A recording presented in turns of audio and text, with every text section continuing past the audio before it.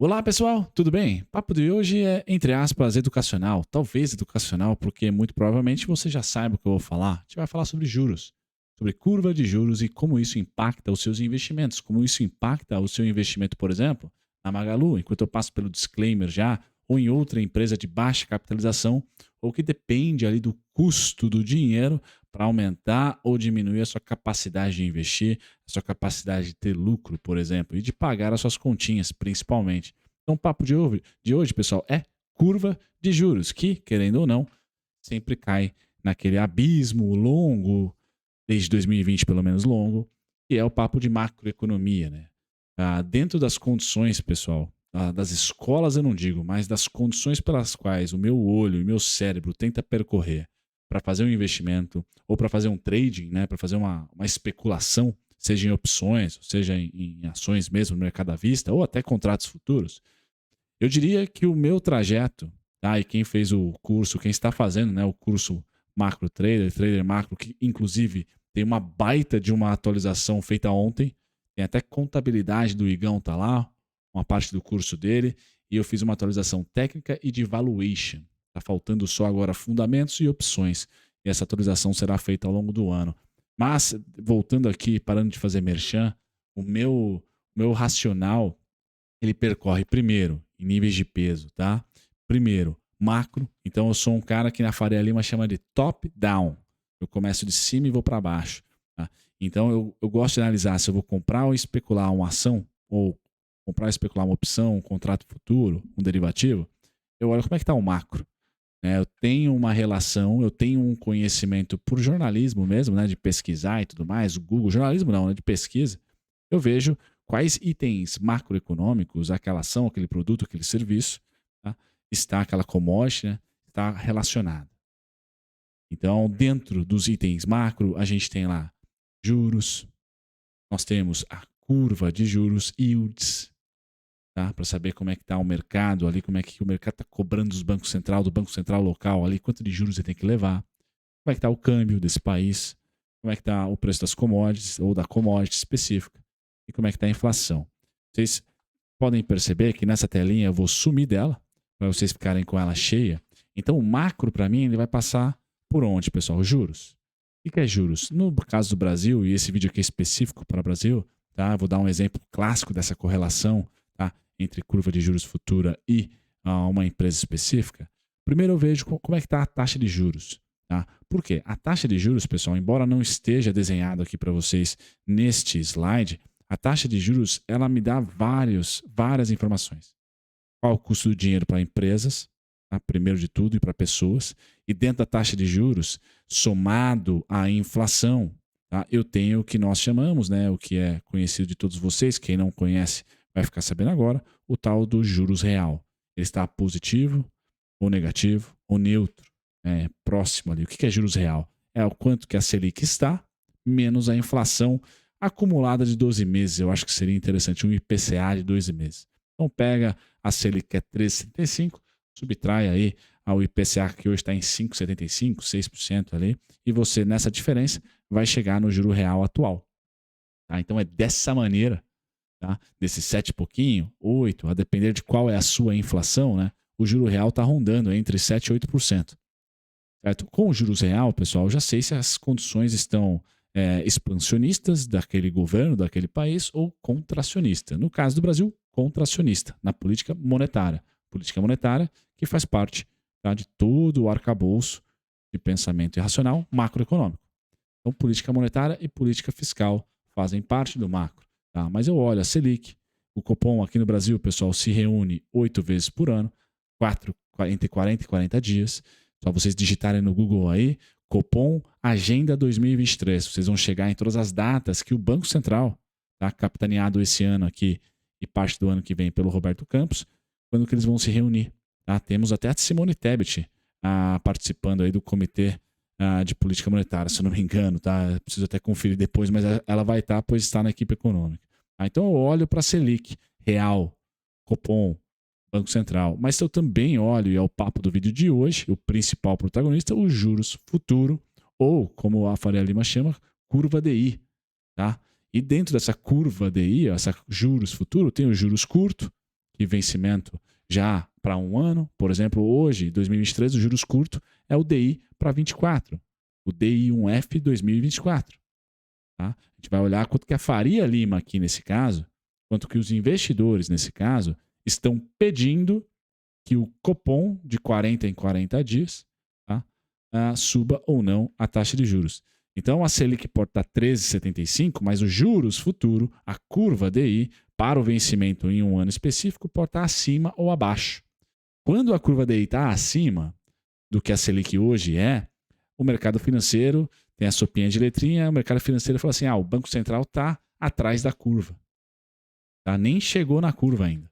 Por quê? Porque o mercado futuro de juros, ou seja, os especuladores, os investidores, os agentes econômicos, tá? Eles estão pondo uma pressão na curva que hoje ela está bem acima da taxa de juros real. 13,75 hoje é real. Tá? Então, se a curva de juros futuros estivesse acima de 13,75, o BC estaria atrás da curva. Assim como no momento atual, o DI para 24, eu posso até colocar para vocês, tá? Em um próximo slide eu vou pôr, posso até pôr já, né? DI1F. E a gente vai para o ano de 24, tá? Vamos lá, o DI1F 24 hoje está precificando um pouquinho, ligeiramente abaixo, 13,58. Bom, pessoal, vamos colocar que a curva de juros, ou seja, o Banco Central, melhor dizendo, ele não está nem atrás e nem na frente da curva. Ele está na curva. Beleza? Então, o Roberto Campos Neto, ele está ancorando as expectativas do mercado de certa maneira bem. Né? Haja vista que nós tivemos 3 PECs aí, 2 recentemente no ano passado e retrasado, e uma agora praticamente na virada do ano, a PEC da transição, o que é fiscal expansionista, né? Com a inflação ainda acima da meta dele, que é de 3,25, 3,50, hoje a inflação está ao dobro disso. Pois bem, o Roberto Campos, de certa maneira, está conseguindo acalmar o mercado, pelo menos no seu mandato, que é de manter essa curva de juros, pessoal, estável. Tá? Estável. O fechamento é bonança, tá? É bolsa para cima. E quando ela empina, quando ela abre, é o oposto. É bolsa para baixo. Então, por que vocês estão vendo aí o Ibovespa subir? Por causa de commodities? Sem dúvida nenhuma. Então, um item aqui é commodity. Eu penso e faz muito preço no Ibovespa, já que o Ibovespa tem grande peso de empresas exportadoras. Então, câmbio e commodities, e eu coloquei esses 3 aqui agrupados em um único grupo, pessoal, porque são basicamente no Brasil a mesma coisa. Né? Commodities subir tende a pressionar a inflação para cima, tá? E o câmbio é impactado pelo preço de commodities, pessoal, de vez em quando, mas faz muito jus aqui acompanhar os 3 juntos, embora o câmbio aqui não tenha um efeito de causalidade. Tá? O câmbio subir impacta a inflação sim, mas o câmbio subir ou descer, ultimamente, não está relacionado a ciclo de commodities. Tá? Nós tivemos pela primeira vez, acho que na história recente, commodities subindo, tá? E dólar subindo junto. Então foi o melhor dos mundos de 2020 para cá, para as exportadoras. Tá? Por isso que a condição de caixa delas é muito melhor hoje do que era, por exemplo, em 2011 e 2012, no último grande ciclo, no final de ciclo de commodities. O papo de hoje, pessoal, não vai falar de commodities, inflação e câmbio. Vai falar de juros futuro.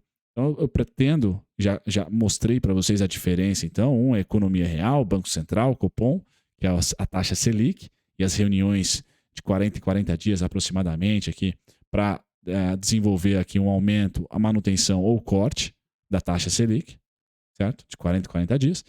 E o juros futuro não, negocia de segunda a sexta, tá? No horário dos contratos futuros, das 9 às 6 geralmente.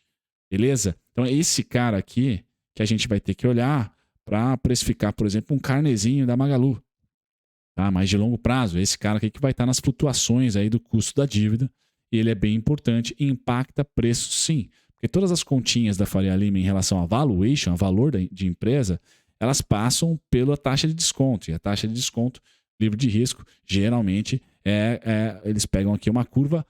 Se é valuation, geralmente longa. Se é investidor, é curva longa. Então, hoje é 2030, 2032. Hoje o DI1F longo, que seria ali DI1F. Deixa eu colocar aqui. Um longo seria ali de 30. Tá? O DI de 30 está em 12,50.